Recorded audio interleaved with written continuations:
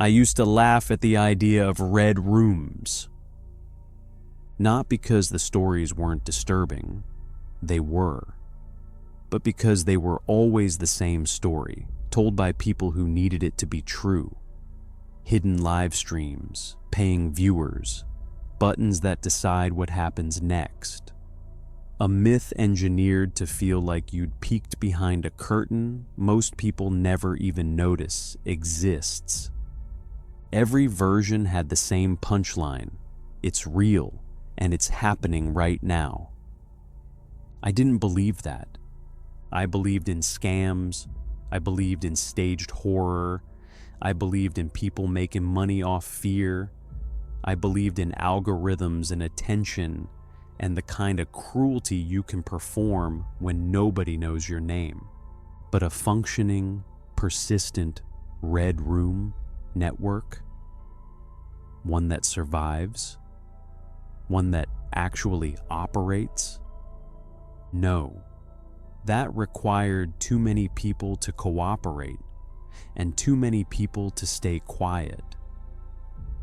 Then I found a forum that didn't look like it was trying to convince anyone of anything.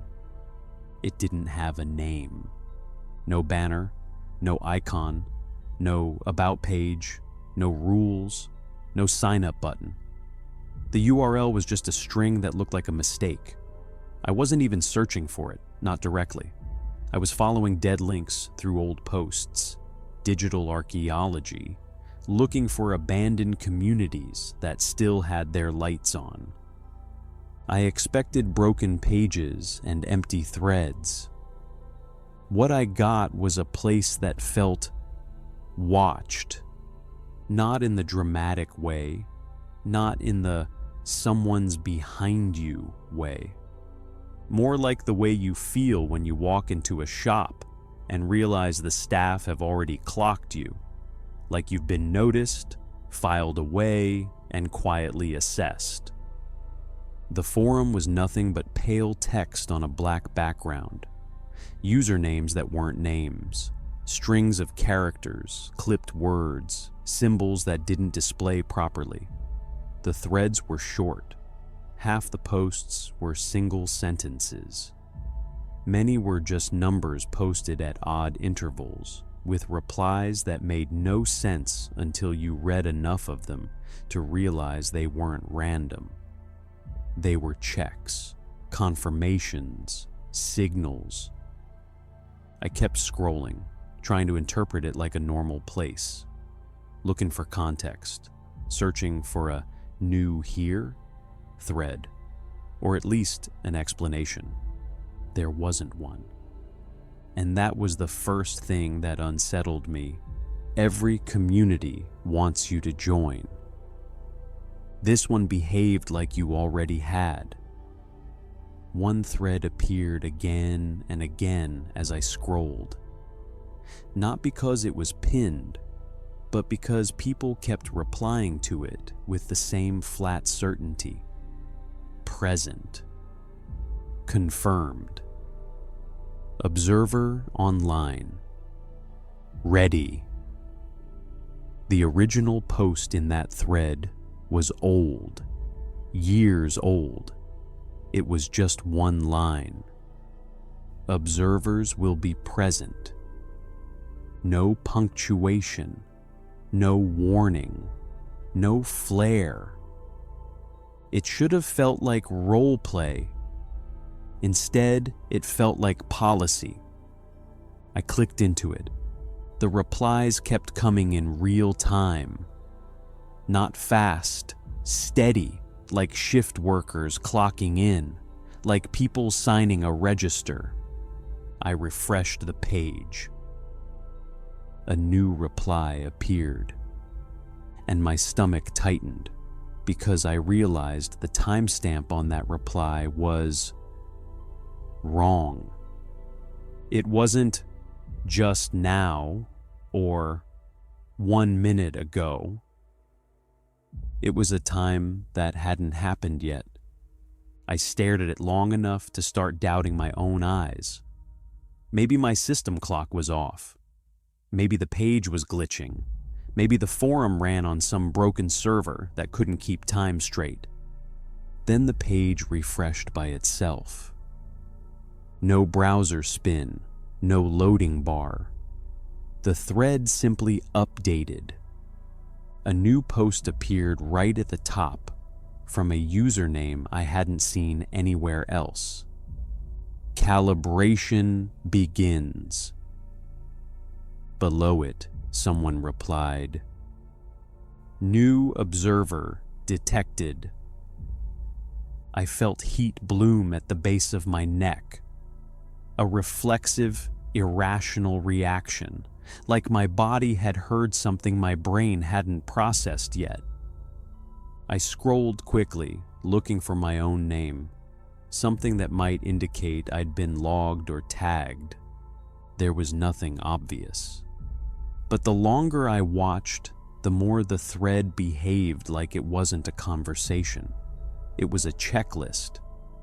And as I sat there, reading, my cursor drifted across the screen and hovered over a word I hadn't noticed before.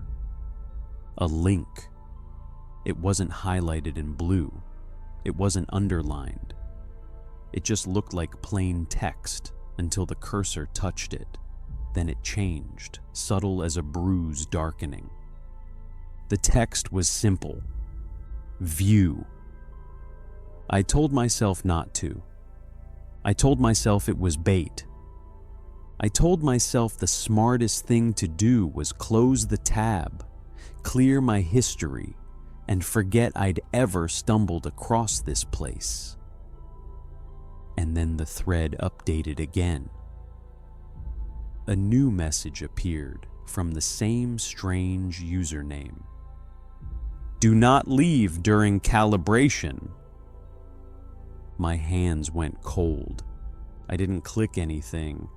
I didn't type anything. I didn't even move the mouse. But the words sat there like they'd been written for me. Underneath that, a second message appeared. "Observer will comply." A third message followed. "Observer always complies."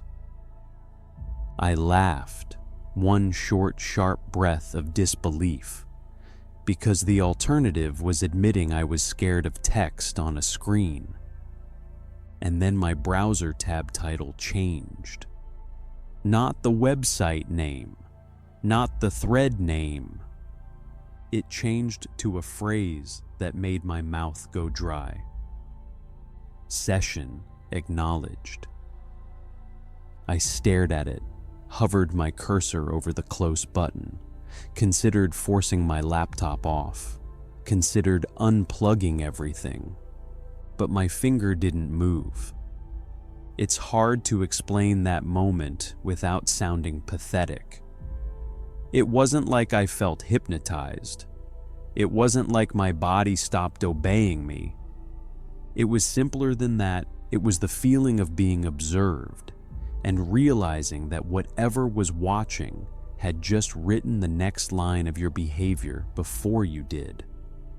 The link still sat there. View. My cursor drifted to it again, slow as if I were trying to prove it wasn't happening. The moment I clicked, the forum disappeared. The screen went black, and in the corner, small and pale, a counter appeared. No label, just a number that didn't belong to any normal video player. 14. It ticked to 15, then 16. Then, after a brief pause that felt like something holding its breath, and the darkness began to resolve into a room. Red-tinted, grainy, a single hanging light that swayed as though someone had brushed past it. No sound, just the steady climb of the number in the corner. and the creeping certainty that I wasn't the one who decided to click. At first, I thought the feed hadn't fully loaded. The image was too still, too cleanly framed. The red tint wasn't dramatic or theatrical. It looked like cheap emergency lighting, the kind used in stairwells and basements, the kind that flattens shadows instead of sharpening them. The room itself was small, concrete walls, no windows, no furniture except a single chair bolted to the floor at the center. The camera angle was slightly elevated, angled down, as if mounted in a corner where it couldn't be reached. The counter in the corner kept ticking upward. I waited for sound. None came. No breathing, no ambient hum, no static. Just silence so complete it felt deliberate, like sound had been intentionally removed. Then something moved.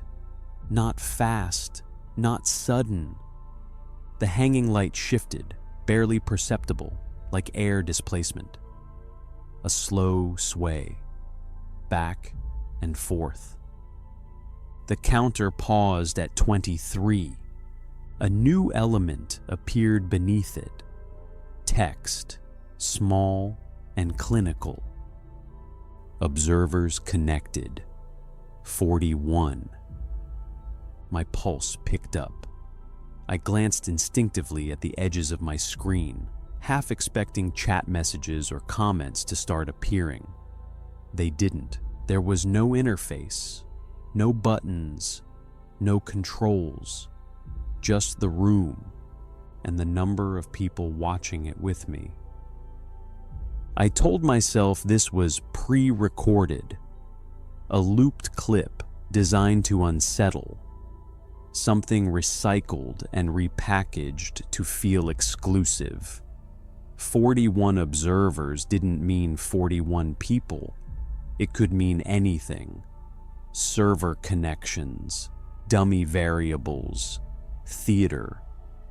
Then the chair creaked. I flinched so hard my knee hit the desk. The chair hadn't moved, but the sound was unmistakable. Metal under stress. A sound that only comes from weight being applied where there wasn't any before. The light swung wider now, and slowly, so slowly it felt cruel, someone stepped into frame. They came from the edge of the camera's view, close enough that only part of them appeared at first. A shoulder, an arm, pale skin washed almost pink by the lighting. They didn't look toward the camera. They looked toward the chair. The person was barefoot. Their movements were cautious, restrained, like they were walking on an unfamiliar surface. They wore dark clothing, simple, unmarked. No logos, no defining features. The kind of clothes that could belong to anyone. They stopped just behind the chair and stood there. The counter resumed. Another line of text appeared, replacing the observer count. Calibration subject present. I felt something twist in my chest. Calibration, not performance, not victim, not actor. Calibration subject. The person reached down and touched the back of the chair, just rested their hand there. Their fingers trembled slightly. Whether from fear or cold, I couldn't tell. Still no sound. The silence was unbearable now. It pressed in, made every tiny movement feel magnified. The subject sat. The chair groaned under their weight, louder this time. The sound echoed strangely, as if the room were larger than it looked, or artificially compressed.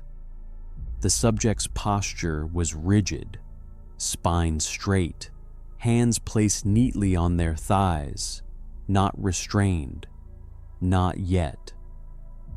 The counter hit 30. The feed stuttered for a fraction of a second. When it stabilized, something new was visible. A second camera angle. Split screen. The original view remained on the left. On the right was a close-up, tight framing on the subject's face. They were young, younger than I'd expected, early 20s maybe. Their eyes were open wide, fixed on something just above the camera. Their jaw was clenched so tightly, a muscle twitched along the side of their face. There was no mask, no hood, which meant this wasn't about anonymity. It was about exposure. A new line of text appeared beneath the split screen. Session integrity confirmed. Then another, observer interaction enabled. My breath caught. I hadn't clicked anything. I hadn't agreed to anything. But the page responded anyway. A subtle change appeared along the bottom of the screen. 3 faint symbols, barely brighter than the background. Shapes rather than words. Indistinct, abstract. I hovered my cursor over one. It brightened slightly. The subject's eyes flicked downward. Just for a second, then snapped back up. My hand pulled away from the mouse as if I'd touched something hot. That was the moment the reality of it hit me. Not as a thought, but as a physical sensation. A sinking feeling, like missing a step in the dark. The feed wasn't reacting to clicks. It was reacting to attention. The counter ticked to 31. The subject swallowed. For the first time, they spoke. Their voice came through suddenly, raw and unfiltered, breaking the silence like glass shattering. "Please," they said. It wasn't loud. It wasn't dramatic. It was exhausted. The word hung there, echoing unnaturally before fading out.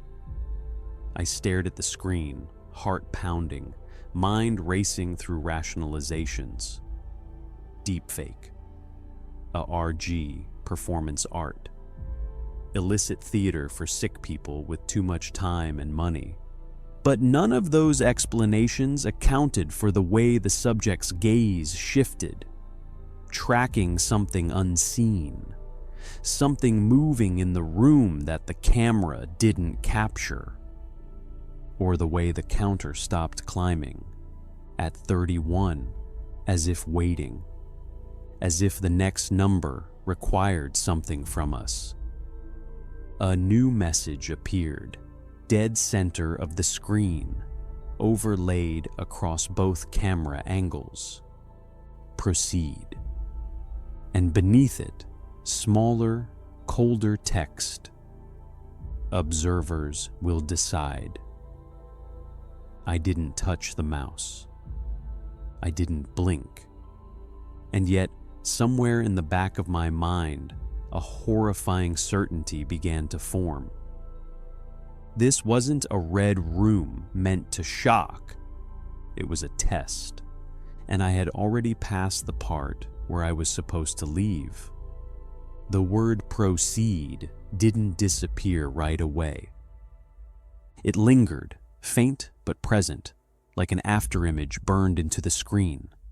The subject's breathing grew audible, shallow, uneven, Each inhale sounded like it scraped their throat on the way in.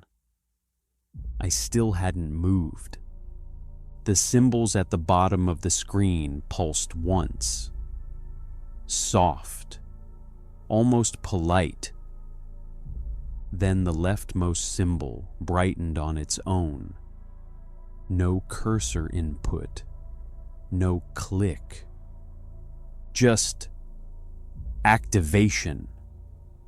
The subject flinched violently, shoulders jerking upward as if something had touched them. They gasped, a sharp, involuntary sound, and their eyes darted to the side, towards something just out of frame. "Wait," they said quickly. I don't." The audio cut, not muted. Cut. Abrupt, surgical silence. The right-hand camera zoomed slightly closer to their face. I could see sweat gathering at their hairline now, catching the red light. Their lips moved, forming words I couldn't hear. The counter ticked to 32. Another line of text appeared. Input received. I felt sick. This wasn't live voting. There were no polls, no chat reactions. Whatever counted as input didn't require intent. It required presence. Watching was enough. The subject squeezed their eyes shut, then opened them again slowly, like they were bracing for pain. Their breathing sped up, chest rising and falling in tight, shallow motions. Then something changed in the room. At first, it was subtle. The light overhead dimmed slightly, deepening the shadows along the walls. The corners of the room darkened until they looked less like corners and more like voids, places where depth stopped making sense. The subject noticed too. They twisted in the chair, testing it. It didn't move. They tried again, harder this time, metal screeching against concrete. Still no restraints, which somehow made it worse. The counter climbed again. The subject spoke, voice trembling but louder now, desperation pushing through fear. "I did what you asked," they said. "I came here. I sat down. Please, just end it. End it. Not stop it. End it." A chill crawled up my spine. The feed split again, adding a third view. This one showed a section of the wall behind the subject. Up close, too close. The texture of the concrete was visible, pitted, stained, uneven. Something had been scrubbed there repeatedly, leaving faint circular marks. The text updated Phase 2, Response Measurement. The subject shook their head violently. "No, no, please." The symbols at the bottom pulsed again. This time, all three. The room responded. A low sound filled the feed, not loud, but deep. A vibration more than a noise, like machinery spinning up somewhere beneath the floor. The subject froze mid-plea, eyes widening as they felt it too. They pressed their feet flat against the ground, toes curling. "Please," they whispered again. The camera lingered on their face as the vibration intensified. Their teeth chattered, not from cold, from anticipation, from knowing something was about to happen and being unable to stop it. Then, without warning, the vibration stopped. Silence. The subject exhaled a sob of relief. Too early. A thin line appeared on the wall behind them. At first, it looked like a crack, just a hairline fracture running vertically through the concrete. Then it widened, Slowly, mechanically, a seam. Something behind the wall shifted. The subject screamed. Full-throated, unrestrained terror ripped from their chest as the seam opened further, revealing darkness beyond. Not empty darkness, depthless darkness, like the absence of light had weight. The camera zoomed. The subject thrashed in the chair now, hands gripping the edges, knuckles white. "Stop! Please stop! I can't see." The audio distorted, their screams warping slightly as if filtered through something unseen.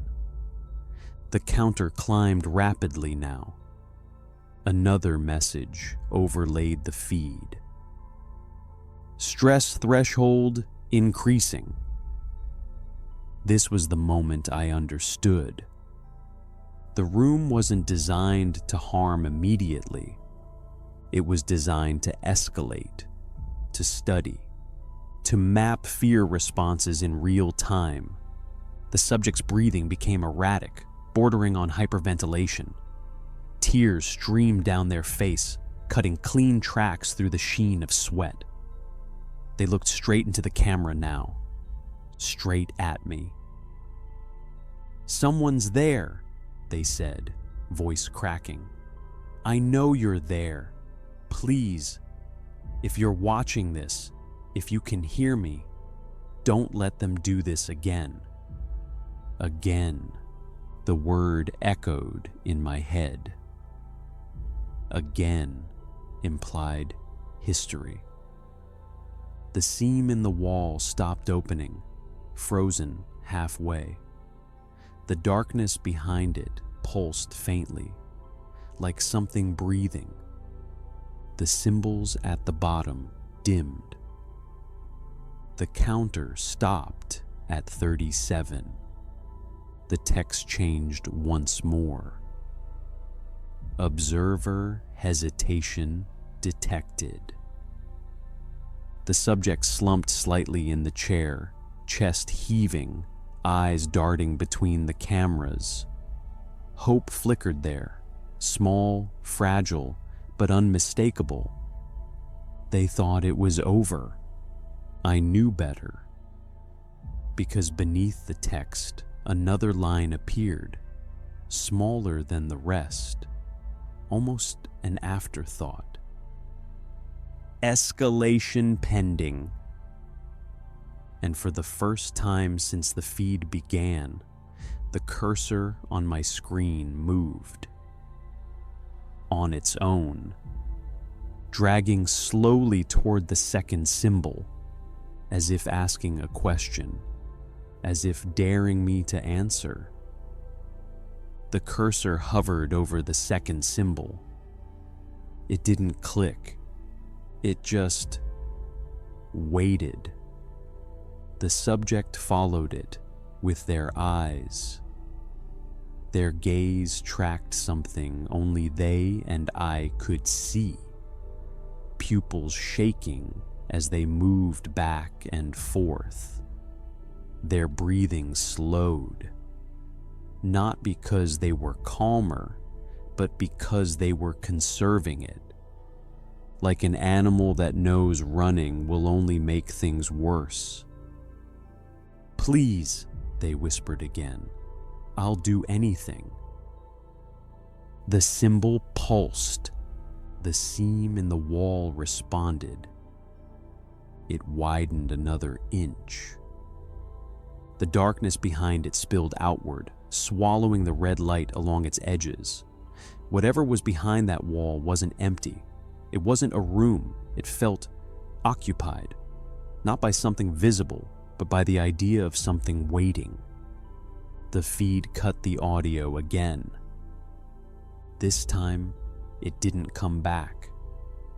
The subject screamed silently, mouth open wide, throat straining as their body reacted to terror their voice could no longer express. Veins stood out along their neck. Their hands clenched so hard their fingers trembled. The counter resumed. The text updated. Observer engagement confirmed.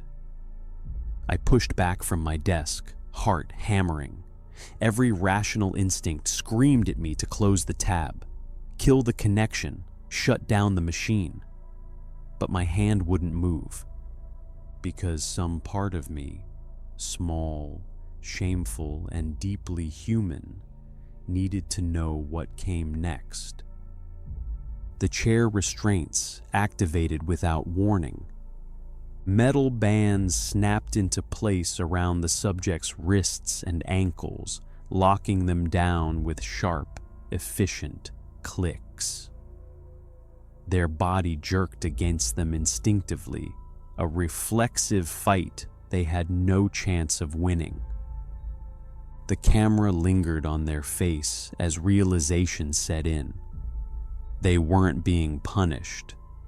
They were being secured. The seam in the wall split fully open. What emerged wasn't a figure. It was a mechanism. A slow-moving apparatus slid forward from the darkness, its surface matte black, edges smooth and featureless. No blades, no spikes, nothing overtly violent. That was the worst part. It wasn't designed to look frightening. It was designed to work. The apparatus stopped inches from the subject's face. Another line of text appeared. Visual proximity test initiated. The subject shook their head violently, eyes squeezed shut. Their lips moved in frantic prayer or pleading. I couldn't tell which. Tears streamed freely now, soaking into their collar. The apparatus shifted. A panel opened on its surface, revealing a lens. Not a camera. Something closer to an eye. The lens adjusted, focusing with a soft, mechanical whine. The subject opened their eyes despite themselves, and froze. Whatever they saw reflected in that lens drained the last of their resistance. Their expression changed. Fear gave way to something else. Recognition. The counter froze at 39. The text changed again. Subject response anomalous. The apparatus paused, as if recalculating. The subject began to laugh. At first, it was just a breathy exhale, then another, then a sound somewhere between a sob and a chuckle. Their body shook against the restraints, laughter bubbling up uncontrollably. The lens retracted slightly. The system didn't like this. The subject looked directly into the camera again, eyes glassy but sharp. "You're still there," they mouthed. No sound, no subtitles, just certainty. The feed glitched, frames skipped, the red lighting flickered, the counter dropped. A warning message flashed briefly, so fast I almost missed it. Session instability detected. The apparatus began to withdraw. The seam in the wall started to close. The subject's laughter turned frantic, desperate. They shook their head violently, trying to say something, trying to warn me. The counter dropped again. The symbols at the bottom of the screen all went dark. The cursor snapped back to the center of the screen. Then everything cut to black. No fade, no closing message. Just black. I sat there for a long time, staring at my reflection in the dark monitor.